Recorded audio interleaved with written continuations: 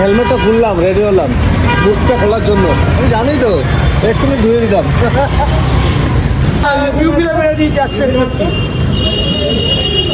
আমি বললাম, আমি কি বললাম নিচেরটা করছি, উপরে ফেলে আনিয়ে যাচ্ছে। না ওটা কি হয় না? ওটা তা হাঁটি না ওটা। ঠিক আছে, অন্য লোককে নাকে তেল দিই তো, আমি বললো রেখে দিলাম, রেখে দিলাম নজর।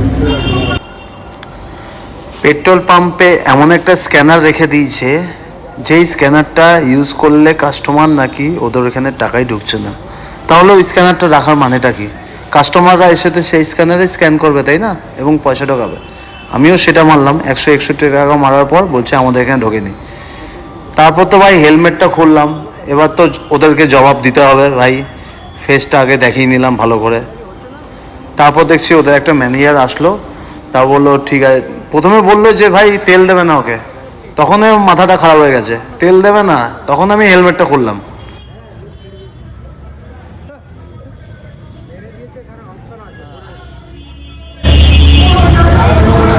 হ্যাঁ সে যা তোমরা বোঝো।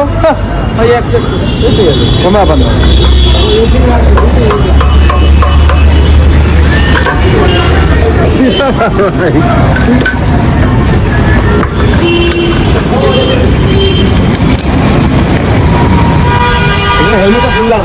হেলমেটটা খুললাম, রেডি হলাম মুখটা খোলার জন্য। আমি জানি তো, একটুখানি ধুয়ে দিতাম।